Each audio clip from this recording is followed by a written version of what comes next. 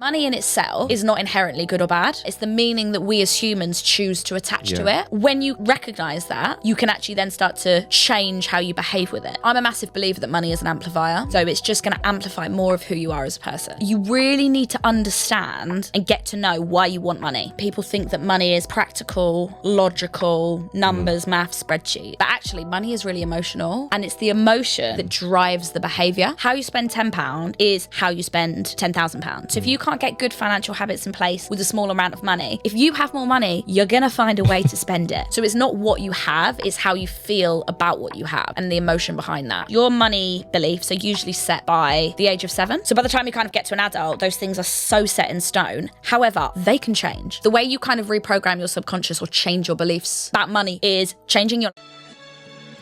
You're not defined by where you come from. Yeah. And I think that's a big message that I always want to tell people. Like you have to be able to be uncomfortable. Yeah. Like be comfortable with being uncomfortable. When you grow up in ends, you don't realise it when you're confident, but you have an audacity to do things that ordinarily most people wouldn't be willing to do.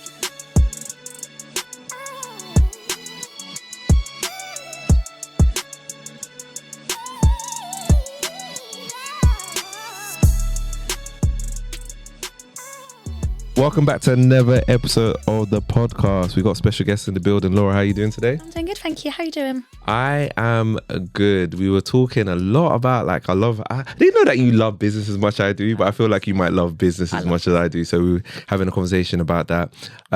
So how we love to start the podcast is we like to give a bit of a brief. I don't do the brief of a person anymore. I think it's always nice to hear from them. So tell the people who Laura is. Who is Laura not? No, joking. So Laura is a money mindset expert and a financial wellbeing speaker, educator, podcast host. I never feel like there's enough time for me to get through everything I do. But yeah, everything to do with financial wellbeing and growing wealth. My whole thing is around helping people to get financially confident and build wealth. Love that. Wow. Is that who you are though? I'm gonna hit you back with that. I mean, technically, if we're getting spiritual, who I am is not my job. It's not where I live. It's who I am in my soul. I love that. So were you born in the UK? I was born in the UK. Whereabouts were you born? Was it London, anywhere else? No, so I was born in Stevenage, which is in Hertfordshire. Yeah, Stevenage is the chavvy town of Hertfordshire, which is a nice county. Is it? Yeah. Okay. We had the highest teenage pregnancy rate in the UK. I did not know that. Yeah. Oh my God. I skipped the statistic. And did you grow up in Stevenage? Grew up in Stevenage, yeah. Wow. Grew up in Stevenage till I was 22, 23. Okay. Went to Australia. Did you? 7, I did 8 not months. know that. Yeah, oh, wow. So all schooled there, same house my whole life with my family. In Stevenage? In Stevenage. Oh, right. And then quit my job to go to Australia for 7, 8 months and then came back, lived in Stevenage for a bit and then moved to London 5 years ago. Wow. Okay, so let's talk about Stevenage for a bit. What was it like growing up there? Because you said teenage pregnancy. What was that about? It's, you know Lewis Hamilton? Yeah. He's from Stevenage. And Is he? Yeah, and one time, that's my claim to fame. And one time he called Stevenage the slums. Did he? He said in the slums? Yeah, he called it the slums. He was like, I'm from the slums. And people lost their shit. But I was like, no, joking. Were people coming to visit because of that? I don't Probably not, no. Nah, there's not much to say. We did have the first ever old town and new town, so that's cool. I mean, it was, look, there's I wouldn't say it was necessarily unsafe or but it also wasn't a posh town. It was just very middle of the road. Do you know what I mean? It was all right. It was all right. Yeah, it was all right. Did you enjoy growing up there, living there? Yeah, it was one of those things where now I live in London. Obviously, I love London. I'm at the moment, and I know I'm not always like this, but right now I'm city girl, living my best life. But Stevenage is, I guess I was quite lucky that Stevenage, there was stuff to do. We had a nightclub, we had restaurants. Okay, that's good. It was a town, we had things to do. Wow. But I was ready to get out of there. You were ready to get out, and that's why you went to Australia. So I went to Australia. Okay, yeah. Wow. What were you doing in Australia? I just was basically I saved up 15 grand when I was 19. That's a lot of money to save. Yeah, it's when I got my first time when I full-time job. actually deeped it at 19. That's crazy. Yeah. Well, it started at 19, and by like Yeah. 21, 22, I'd got 15 grand because I was going to go to drama school. Mm-hmm. And then literally 2 weeks before I started drama school, my best friends were like, we're going to go to Australia. Do you want to come? And I was like, yes, I do. Wow. So we moved out there. We lived in Sydney for 3 months. Then we did the East Coast for a couple of weeks. Then we went to Bali, Thailand, Cambodia, Wow, Malaysia. you did it. Went back and did Melbourne, and then did a bit of New Zealand. Wow. So I was gone for like 8 months or so. Wow. What was the experience like? I mean, do you regret it or not? Absolutely not. Yeah. It was like the complete it was the best thing I could have ever done. It's to this day still one of the best decisions I've made in my life. I think because now I look back, I realised as much as I love acting, it's such a crazy world. Yeah. And it's not for the faint-hearted. And I think as much as I love it, my heart wasn't in it to make it a career. So the fact that like the way it panned out and the fact it was just before the cut-off point of me not being able to say no to drama school, like I was still in that in-between bit where I could pull out and I could defer. Yeah. And whilst I was away, I was like, do you know what? Maybe that acting life full-time isn't for me. And it pushed me into this career. So it's kind of like everything happens for a reason. And I spent the full 15 grand. I was like, You make sure to like everything. yeah. I was like, let's rinse it. Because I didn't want to get a job whilst I was out there. Yeah. I was literally just living my best life. Oh my gosh. What was some of the cool things that you kind of did whilst you were out there? Skydived. You And did it? Did oh my it. God. Do you know what the funniest thing about this story, right, is there was 4 of us. 2 of us wanted to skydive. 2 of us wanted to scuba dive. I wanted to scuba dive. And the girl that wanted to scuba dive and didn't want to skydive, it was more because of finances, not because she didn't want to do it. Okay. She called her parents, and her parents were like, look, we'll pay for it. So now it's 3v1. They're all going to skydive, and they were like, look, if you don't do it, you're going to have to wait at the bottom for hours, and you can just take pictures of us. And I was like, I got really bad FOMO. Yeah. I don't want to miss out. But I was so scared of heights that I cried when I booked it. Oh my God. I was sat in like a Peter Pan, which is like a travel agent, sat there. The lady's like, right, that's $300 each. And I was like, and this lady was like, is she okay? My friends were like, she's really scared of heights. And you go up like 14,000 feet. Yeah. Wild. So yeah, skydived, scuba dived. Wow. Yeah, we did loads of cool stuff. We did like a lot of like cultural stuff when we were in Asia. But Australia was just like having fun. Yeah. Beaches. Wow. Things. That's incredible. Yeah. I didn't know that you did that. That's incredible. And I guess, whilst you were out there, I guess because they say like traveling, it opens your eyes to a lot of things. What do you feel like it opened your eyes to? So I think I learned the power of money for sure. Like to be able, that was like the start, right? But to be able to make the decision within a week to go, yeah, I'm going to go traveling. And, that was September. We flew in December. But I was like, that's so powerful. Like, because I had that money saved. But when I was then there and I got to like enjoy spending money, I think I learned a lot about myself and like not doing things just because it's like cool, not doing things just for the gram. Not, there were so many things that we didn't do whilst we were away. Like we got to Bali, for example, and you go to Bali, there's certain places you go. You go to Gili Teas, you go up this like big hike thing.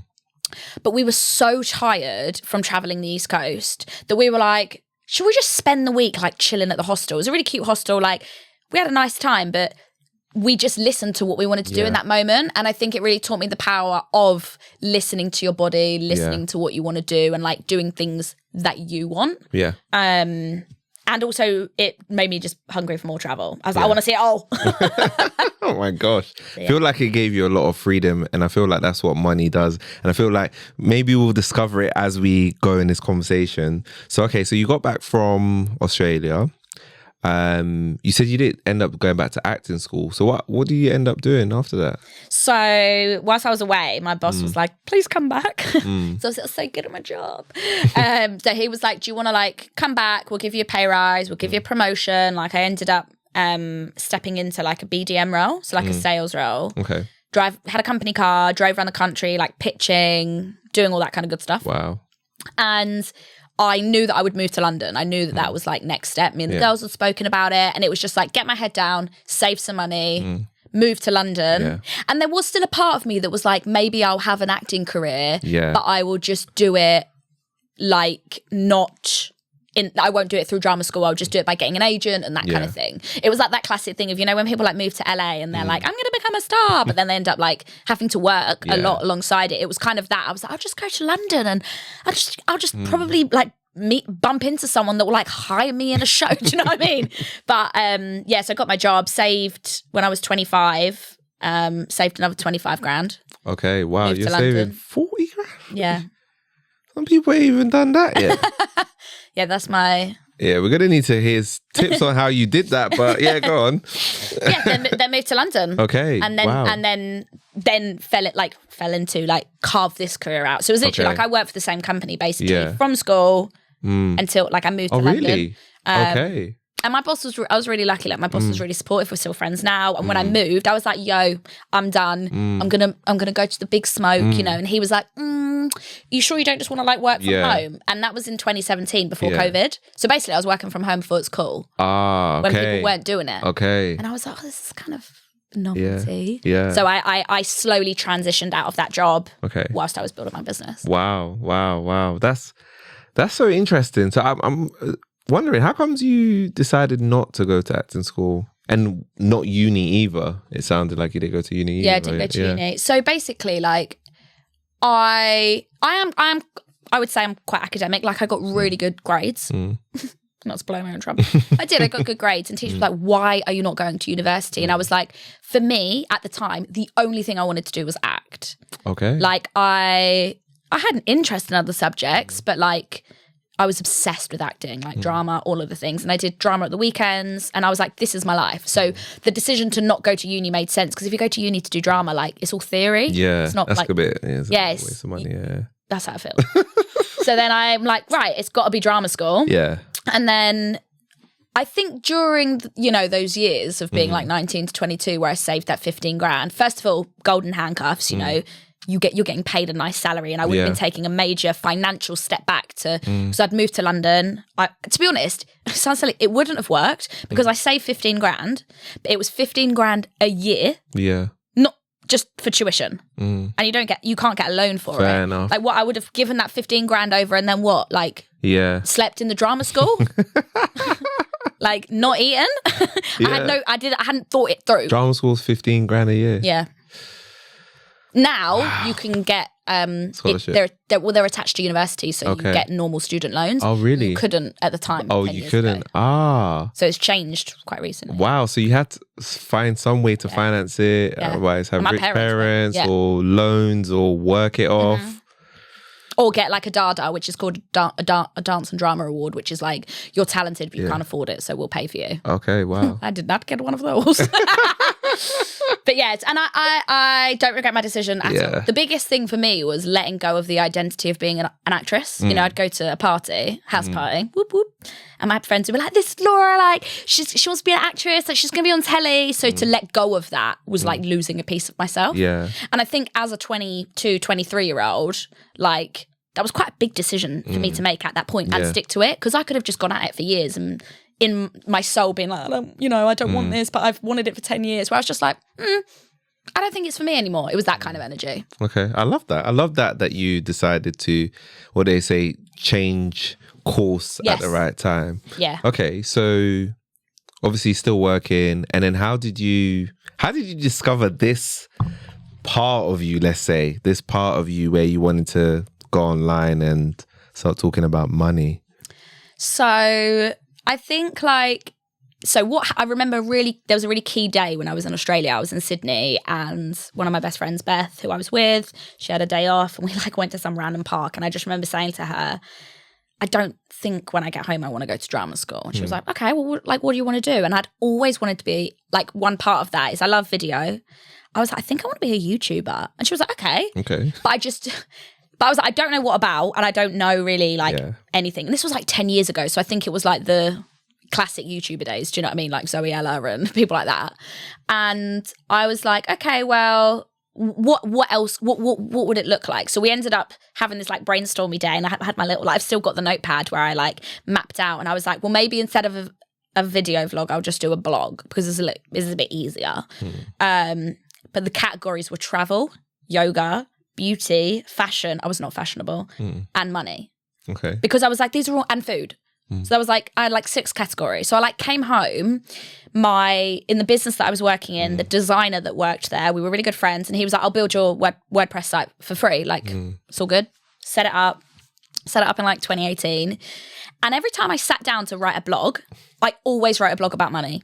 Okay. It was so, I had this pull to it. And obviously I had saved 15 grand. So I just had this like, I think I got some skills in that area. Do you know what I mean? Like I was and I would just write all the different, I don't know, I just was always writing about money. And it kind of, I remember one day I was like, I think maybe I should just talk about money. And then that was 2019 and then kind of just took off from there really. Wow.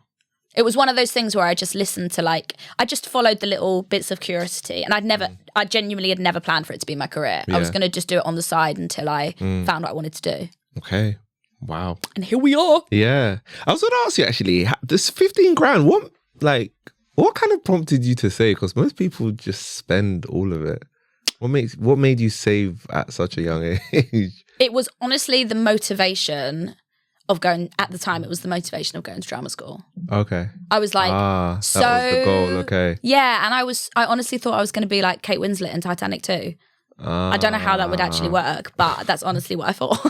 There's nothing wrong with that thought though. Yeah. Right? And then I just... Okay. So that was the emotional pull. And also I came from a family that really didn't have a lot of money. And I think that sent me the other way. Okay. I was like, I don't want to be like that. I don't want to be like my dad and the way that he is. So it made me be like...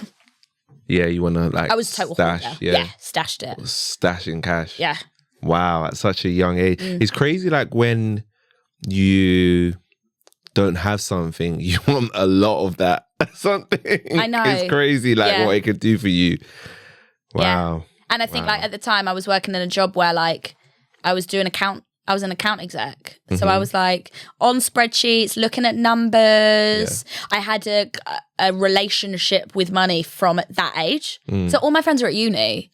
You know, they're working off their loans, they're like partying, they're studying. But I was like, it was a proper full-time job. Like every day, 9 to 5, I'm on spreadsheets, I'm on systems. And I don't know, I do think that helped because I just got really comfortable with numbers. Yeah. Not caveat to that, not that you have to be comfortable with numbers to be good at money. But I think for me, that was my in. Because I had made a little spreadsheet, which was my monthly planner, which to this day, the one that you can download freebie from my website is the same one. It's the same one. This is how I saved the 40 grand. Wow.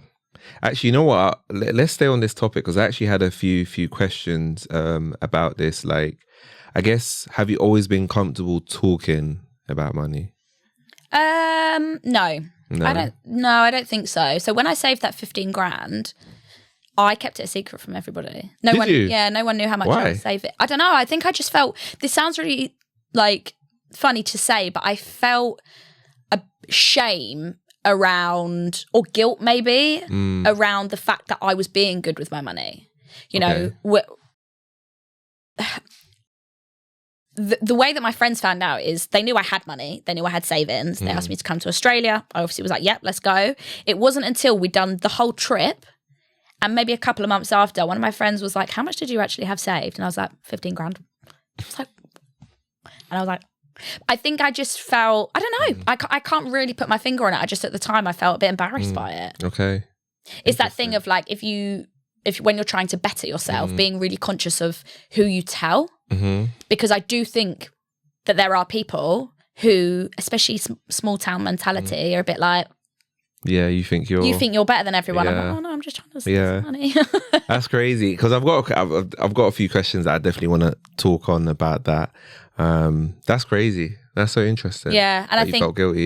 Yeah, I would say it's like sort of guilt, embarrassment, maybe. Yeah.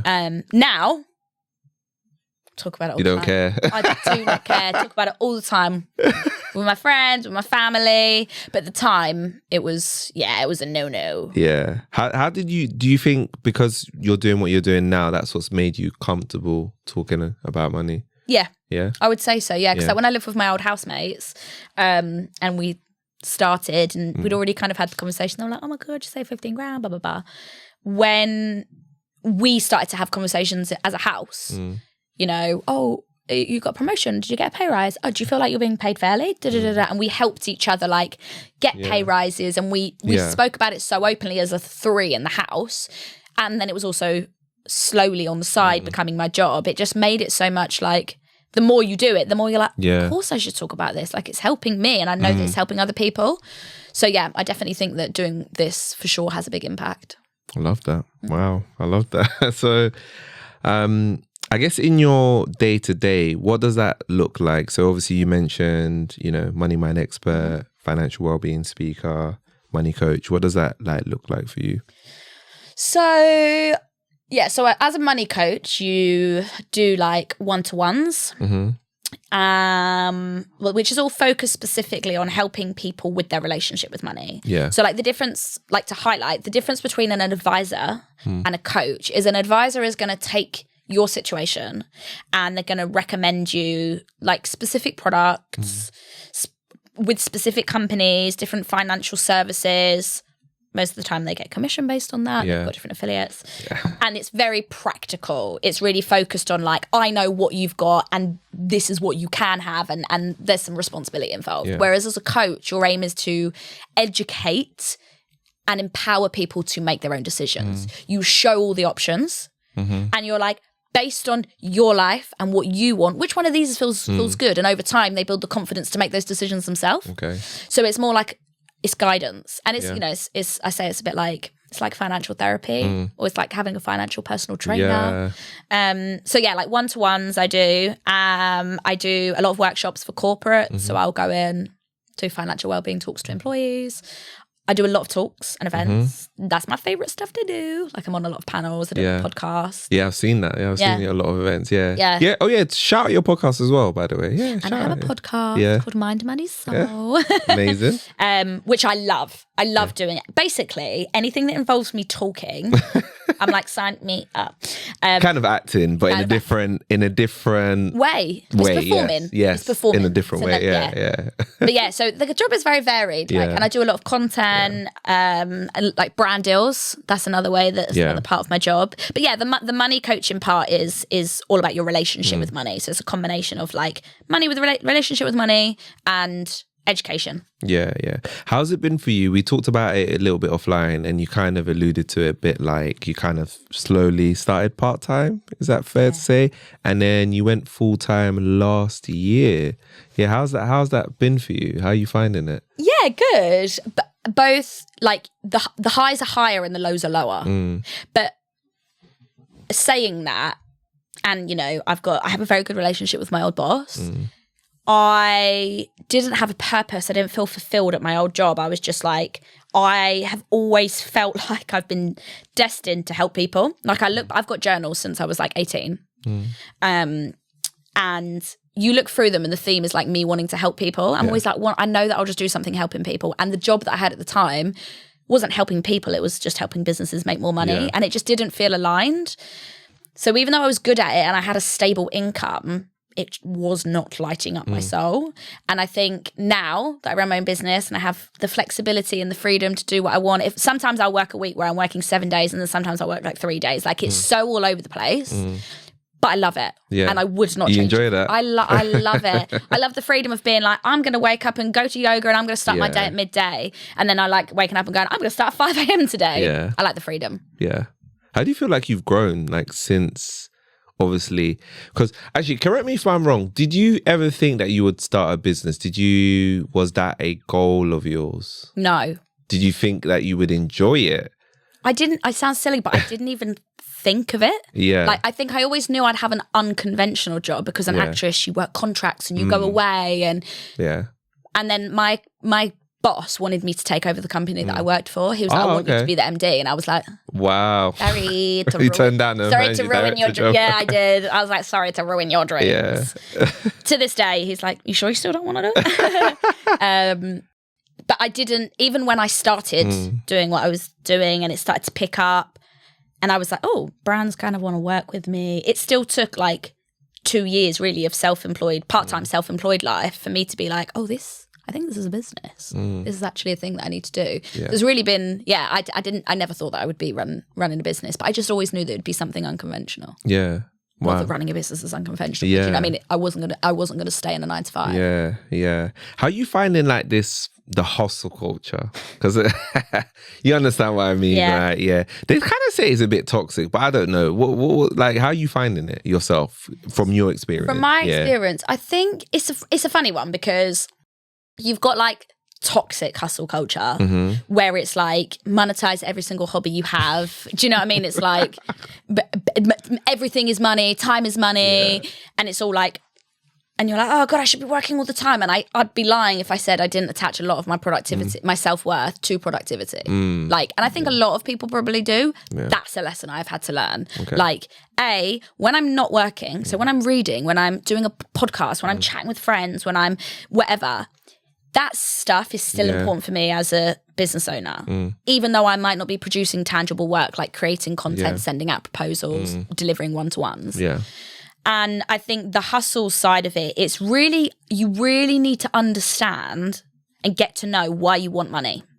For me, money is all about freedom of choice and being able to, so like the kind of peace of mind, security part, and travel is a huge thing for me. Like I want to be able to travel a lot. I want to dial out. I've gone to every country.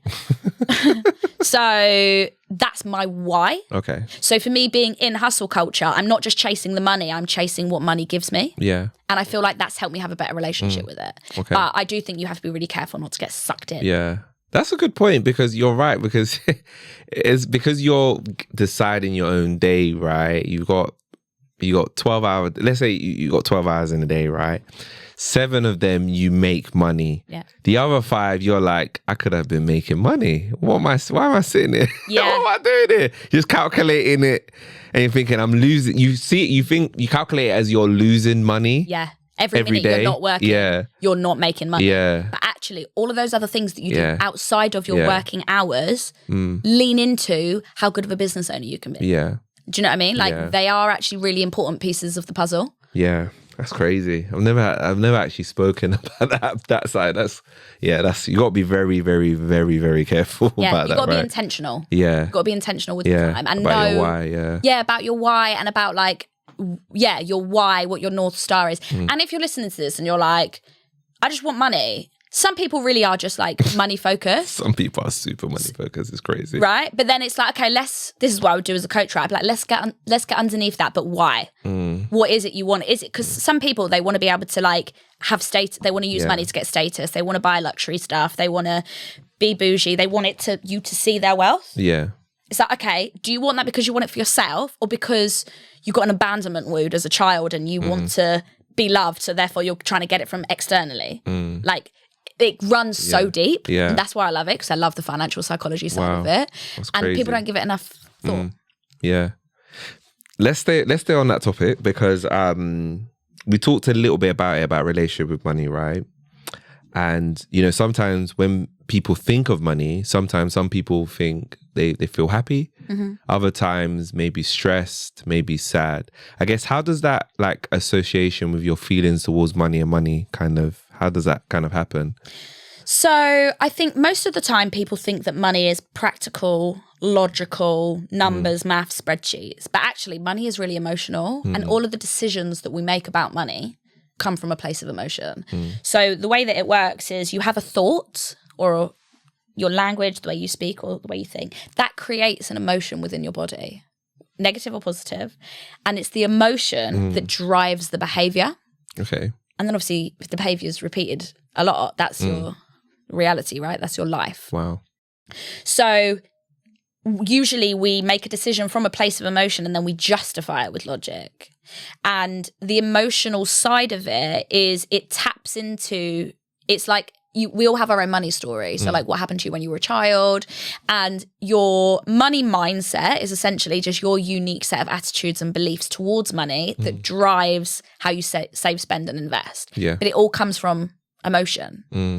So, and if you think about it, money in itself is not inherently good or bad. It's just it's the meaning that we as humans choose to attach to it. And when you can recognize that, you can actually then start to change how you behave with it. People who are successful with money, enjoy money, feel good about money, It comes from having a good relationship with it. Yeah.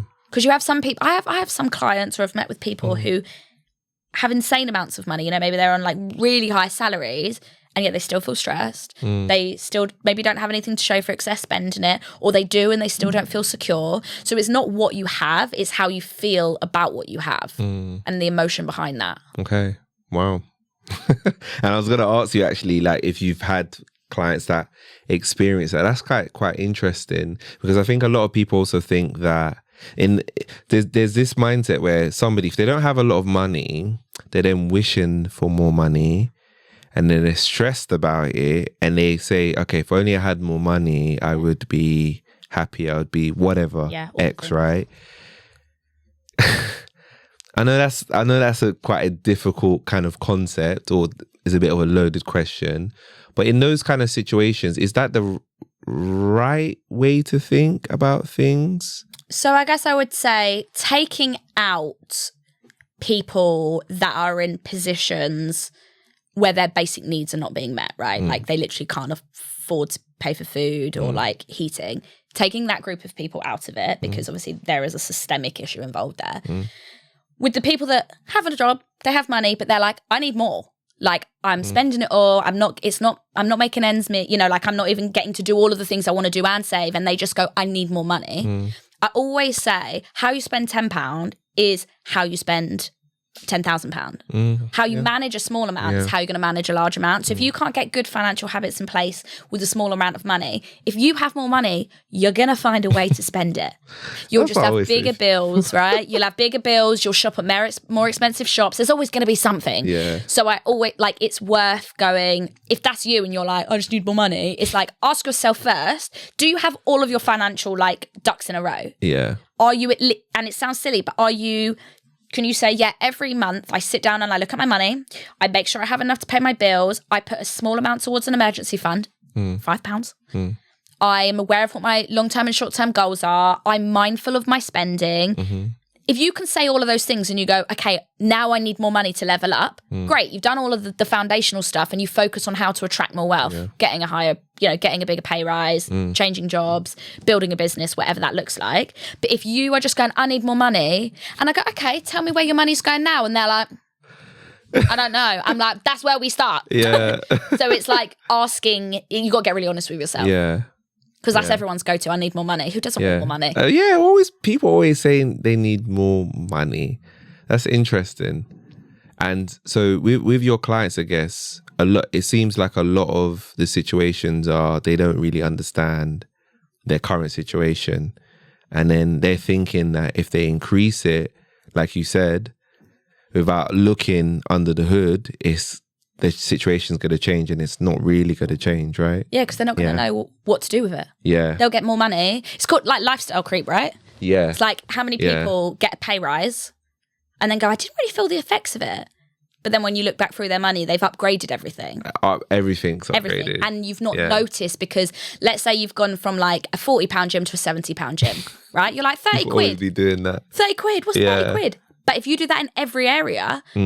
It's like nearly 100% increase, and of course that money's going to go. Yeah. So it's like knowing, it's having a handle on the numbers. It's getting to know, like, who is driving your financial car? Is it you or is it money? Yeah, I love that. So, linked to that, limiting beliefs, right? Like, so in terms of your clients, right, what sort of limiting beliefs have you heard some of them say? So I think... there's so many different, like, everyone is so individual. It's like you have ones that I had, which were like, money isn't easy to make. It's hard to make. It's hard to earn. It's hard to hold on to. And this idea around like money management and people's own relationship with it, right? Like, I'm not good at managing money. I don't know what I'm doing with money. I don't know what I should be doing. I'm never going to be good with money. I'm always going to be in debt. So you've got the ones where people assume that they don't have the capabilities to change their situation. And then like different ones around money itself. So these can be quite societal beliefs, like money makes you greedy, money makes you evil, money makes you selfish, which ironically hurts nobody but yourself. I'm a massive believer that money is an amplifier. So it's just going to amplify more of who you are as a person. If you are a really nice, generous person and you get more money, what do you think you're going to do? Probably donate, give, help people, build schools, all that sort of stuff. Exactly. Right? Yeah. Whereas if you're a bit of an asshole and you get more money, unfortunately, you're probably it's just going to make you a bit more of an asshole. Yeah. We can't stop that. And I think the worst thing in society is that a lot of the time, these people that shouldn't have more money are going for more money, getting it, and then people go, "Oh, see, money makes you money makes you greedy or evil," and it's like, hang on, if you focused on making more, and you could do more good in the world if that's what you want. Yeah. But yeah, so there's so many different things around it, but it's usually either around like money itself inherently not being something they want, or it's not something good, or someone not having the capabilities to manage, make, enjoy, grow their money. Yeah. How does someone change that mindset though? Like, what are some of the things that they can do to have more of a, I guess, an abundance mindset and think that they can attract money, let's say? Yeah, so I think that when it comes to changing your mindset, basically the way that it works is your money beliefs are usually set by the age of 7. Okay. Which is very young, because basically between the ages of 0 to 7, your brain waves are at a different state. So anything that you learn, anything that you hear, anything you pick up on, you just believe to be true. Now as adults, we'll be like, don't know if I believe that, right? You like have an analytical mind, but at those ages you don't have your analytical mind, so you're taking everything in to be true. So usually by age 7, that's kind of it. Yeah. Then throughout your teenage and like years and your adolescent years, you're behaving in a way whereby your brain is looking for evidence to reinforce what you believe. Yeah. So by the time you kind of get to an adult, those things are so set in stone. However, our brains are made of our brains have neuroplasticity, which basically means they can change. Okay. They absolutely can change. It's about creating new neural pathways, because when things become a habit, good or bad, we do something on like autopilot, right? We do it automatically. That's true. Yeah. So what you're trying to do is become self-aware. So like acknowledge what is going on and really get under the hood of like, what are my beliefs about money? What is my relationship with money like? How do I feel about money? And what happened to me when I was younger that maybe made this way? Yeah. Maybe made me this way. Awareness is step 1, because if you don't know what the problem is, you can't do anything about it. Yeah. And then it's a matter of the way you kind of reprogram your subconscious or change your beliefs about money or anything is changing your language. Like language is so powerful. It's wild. Our words are literally it's crazy. It's wild. It has such an impact. So changing your language to yourself and to other people. And I'm like, you don't have to wake up in the mirror and be like, I'm rich, I'm a millionaire, because your brain and body will be like, babe, you got £10 in your bank account. Like, no, you're not. But you have to, basically what you want is your words to align with the right feeling. So you might say like, I'm learning to be better with money, or I'm good, I'm a good saver. It doesn't have to be this wild thing that you're telling yourself. It can be more something that you're leaning into. Okay. So changing your language, becoming really aware of what's going on, and then anything to do, like you basically need to take action. I think a lot of the time people think they can sit and like change their language and then things will just get better. It's like, no. You have to like put the time into dating your money, having a relationship with money, like giving it the quality time it needs, and setting up systems that allow you to spend, save and invest in a way that works for you. Yeah. Wow. Brilliant answer. Sorry. That's crazy. You know what you said when you said dating? I was like, oh, that is very true. And marrying money. It literally is. You have a relationship with money. It's money is such an interesting thing, because I feel like it like you said, it really promotes so many different types of feelings. Like we spoke about it, guilt. We spoke about happiness. We spoke about stress. And you mentioned actually in your own story as well that, you felt guilty, right? So I feel like people can feel guilty in 2 ways. I want to ask you a question about this, right? In the first way, right? How do you stop feeling guilty if you're bad with money? Because that's a situation where some people might have looked inwards, they know they're bad with money, and it's just a guilt thing, but then they kind of just continue sliding down. Yeah. And it's like just how do you stop yourself from feeling guilty and maybe start thinking positively about that?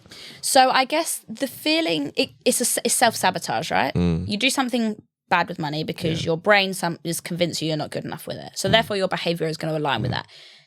Then what follows that is the feeling of guilt. Oh God, I'm not good with money. Knew I feel so bad. It keeps you quiet. It keeps you small, keeps you from like leveling up. That feeling then makes you continue to back bad, right? Yeah. It's like that cycle. So I guess the first thing is like acknowledging, what is it that I want? Do I want to be better with money? Yeah. Or, you know, you have to get to a point where you're like, oh my God, I can't deal with this anymore. Like you have to be so sick of yourself that you're like, I've got to change.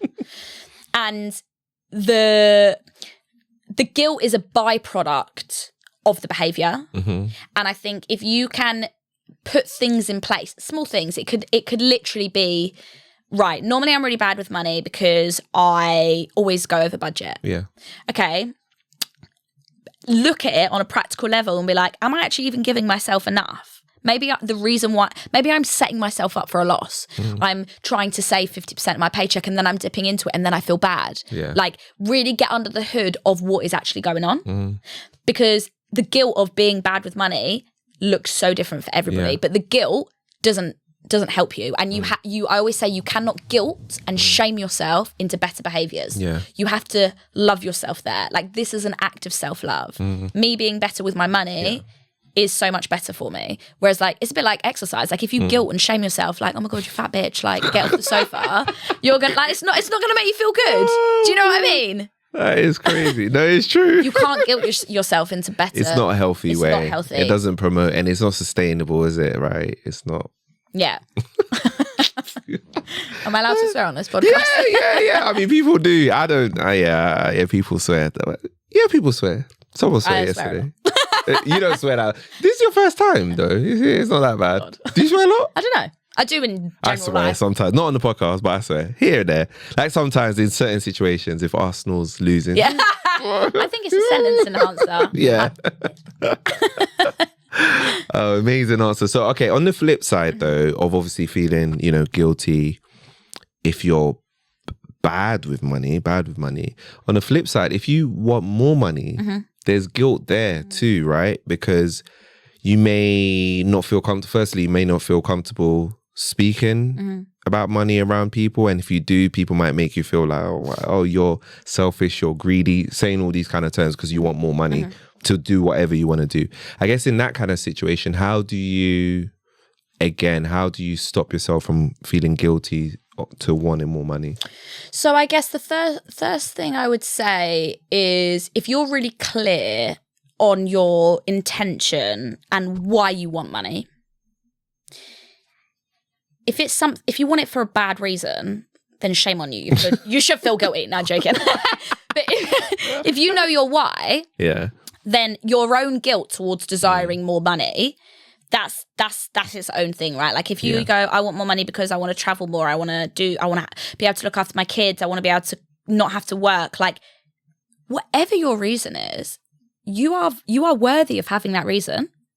And if you have other people looking at you through their lens of their own money beliefs, that's on them. Yeah. Right? It's this big thing around like people pleasing and like, what are they going to think of me and what so-and-so. And it is hard if you're raised in a family that have certain ideas around money. If you're in a friendship group where people don't talk highly of money, like it can be hard if you're the one breaking away from the mold and going, do you know what, I actually really would like more money. Like, oh, it's the same again, like that guilt doesn't serve you. You have to know that you are inherently worthy of having money.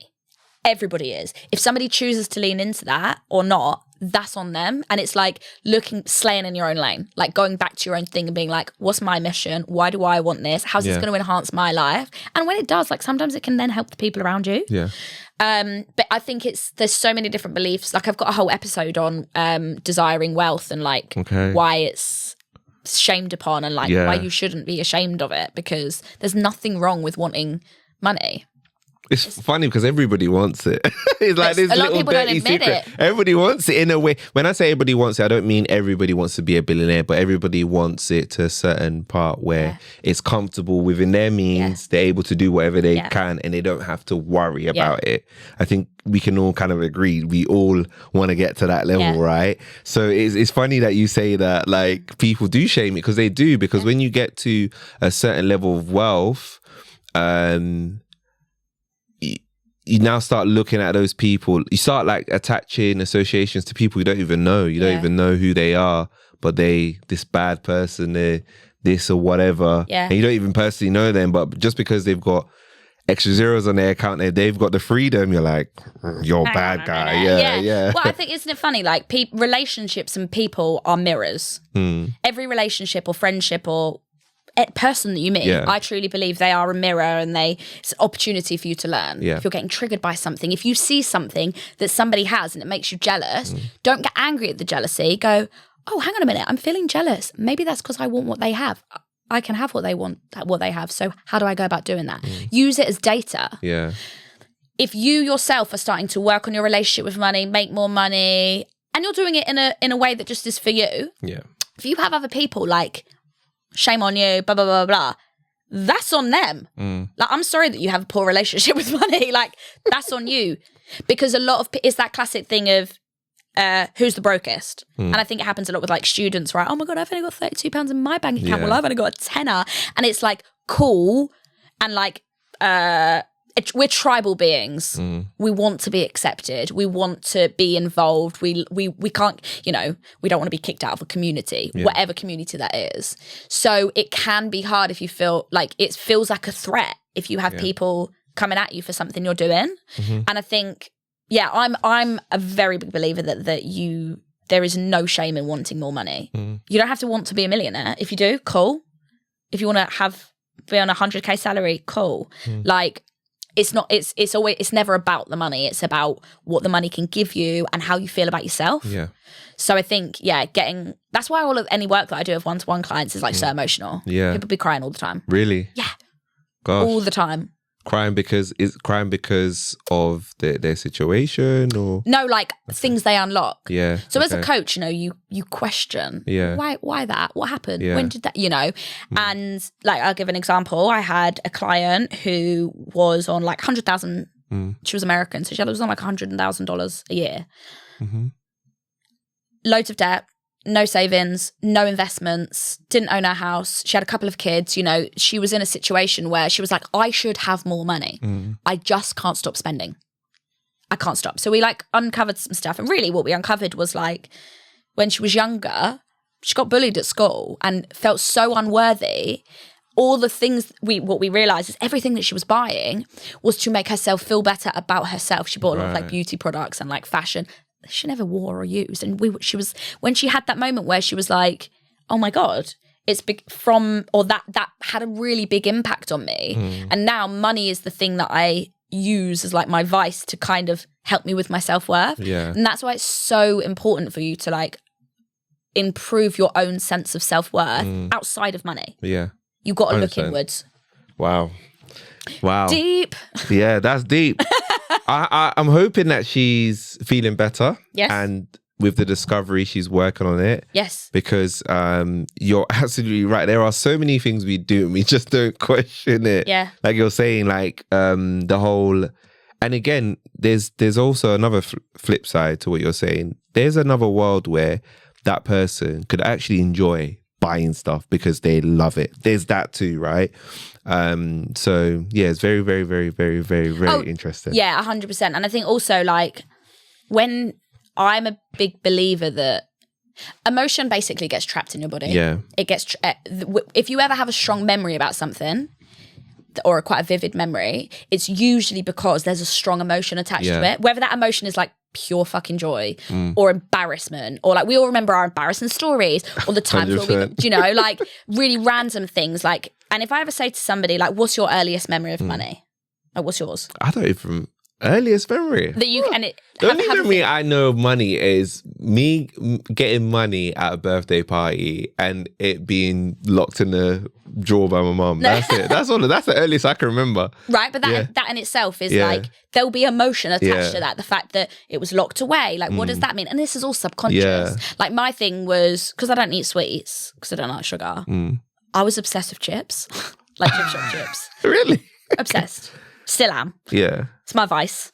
And I remember I would like do some housework. Mum would give me like a £1 coin. I'd walk myself up to the shop. I'd get myself a little cone of chips. I'd like come back down. But it was joyous. I really remember that. Yeah. But on the flip side, one of my other earliest of memories of money is a bailiff coming to our door and being like, we need to repossess some shit because the mortgage hasn't been paid. And I was like 11, I think. Two very contrasting things. But I remember them because there's a strong emotion attached to both of them. It's data. Like it's more just go, oh, maybe that has an impact on why I do X or why I do X. Yeah. Now, I'm a big believer of looking into the past and understanding why you do stuff. But there's only so much you need to go into the past. Like, it's cool to know, like, what happened with your parents? What happened with your childhood? But then it's about going, what do I want for the future? Yeah. What is going to move the needle for me to improve my own, like, financial situation? Wow.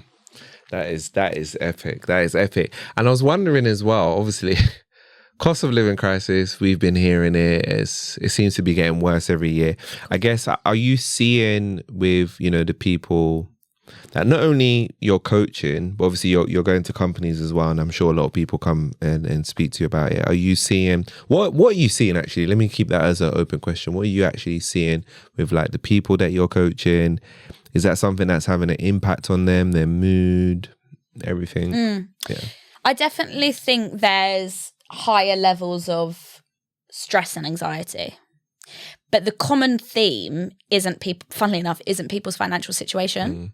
So I feel the crunch or the cosy lives. I'm going to Sainsbury's, I'm filling out my basket and I'm like, what do you mean that's 40 quid? I've got like 3 things, right? I'm feeling it. But because I have a level of financial education and confidence, I know kind of what to do. I'm going to be okay. That's not going to put me in a bad situation. People that are coming to me stressed and anxious about money, some of them are in a situation where we lay out the numbers and we're like, yeah, you're going to, for the short term, you're going to have to make some changes because you're not making ends meet. So it's practical and the stress is warranted.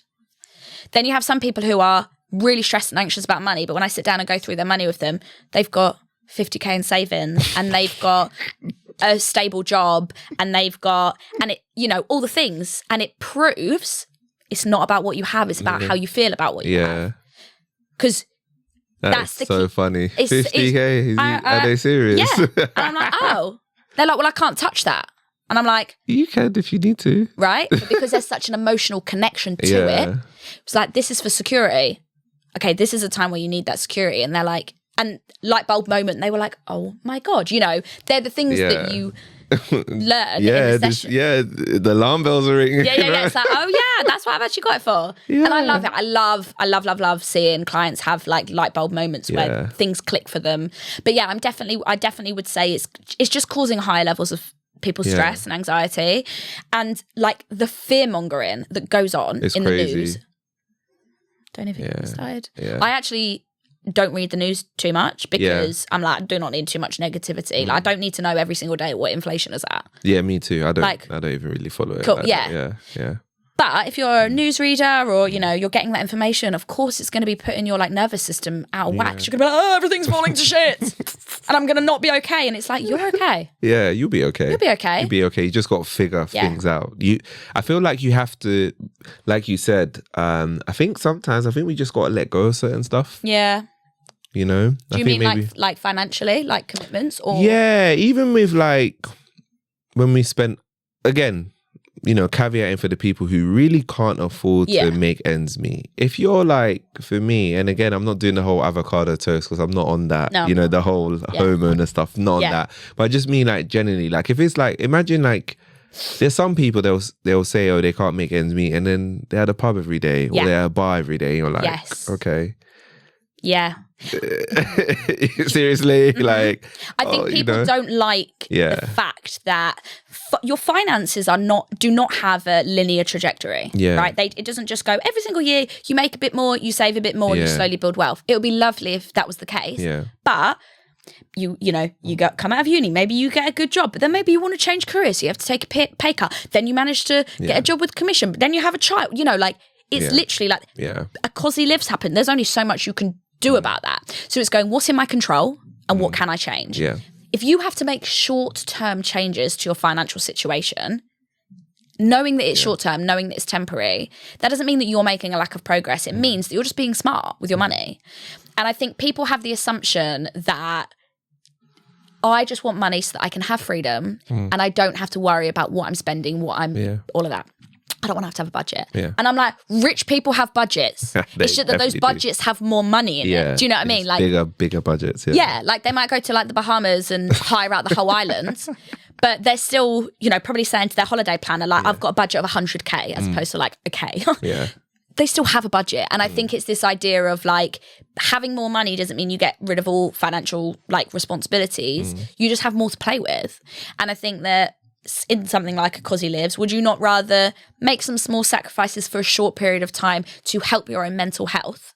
And obviously there's a balance, right? Because if you go to the pub all the time and then you suddenly stop going and you don't see your friends, social interactions are really important. But like, can you go to the pub once instead of like 10 times? Like it's just finding those places. Yeah. And I'm like not one of those coaches that tell people to like cut out their oat milk lattes. Yeah. Mainly because I get myself like I'm spending £4 on a coffee every single day. Yeah. But it's asking yourself, what do I value? Yeah. So for me, I value travel, education, and health.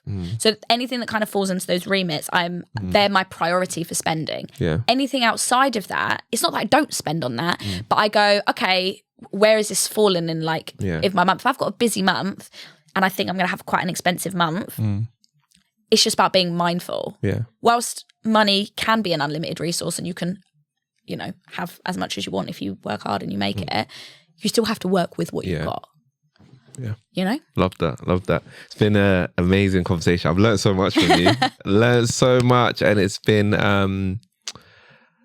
so insightful because I feel like we're at a time where I think it's very important, as you say, with the negative. I feel like the negative news just keeps on getting worse and worse and worse. I thought we was already at the height of it, but it's just it's not getting any better. Yeah, it's not getting any better, right? So I think we're at a point where it's good to have these kind of conversations to actually understand yourself outside, like you said, outside of the actual wanting to earn more money or, worrying about your actual situation, actually understand who you are as a person and what makes you tick in relation to money. So it's been an amazing conversation. What have you got planned next for yourself? So I want to make the podcast bigger and better. Okay. That's kind of one of the plans for next year. I'm really passionate about helping women to invest and build wealth. So that's going to be a big thing for me next year. Yeah. And I ran my first ever like live in-person event this year. Oh, wow. You hosted it? Yeah. Oh. It was over summer. How did I miss that? It's a great question. I missed that. Well, I did it over, it was like small, intimate group, like kind of live coaching money experience as opposed to like a big panel event. Wow. It was really cool. That's cool. I would love to do another one of those as well. Wow. So you got some big plans 2024. Yeah. Good luck. Thank you. For watching out for that, reshare. And if people want to, find out more about what you do, connect with you, where can they find you? So I'm on TikTok, Instagram, YouTube, LinkedIn, and it's Laura Ann Moore. And then I have my podcast, which is Mind, Money, Soul. And then I have my website, which is www.mindmoneysoul.co.uk. Amazing. I really appreciate you coming down and sharing wisdoms and also sharing us insights into like the conversations that you're having with your clients, because it really sheds light on the conversation as well. And it also allows people to think that, you know what, I'm not alone, right? Even if I'm earning less than 100K, even people at 100K still worry about these things. So it's not necessarily the money, like you were saying. So I think it really, brings that topic to life. Do you have any final words for the watchers and listeners? I mean, I think just off the back of that, like, more money does not equal more happiness. It can do if you know how to use your money, but financial well-being and education is important first. And then you can utilize money in the right way. So yeah, let's uncover what your money beliefs are, get in touch with your money, have money dates, and then we can make more money. I love that. Thank you so much, Laura. Appreciate you coming on. Welcome. Thank you so much for tuning into this episode of the podcast, and we'll see you next week's episode.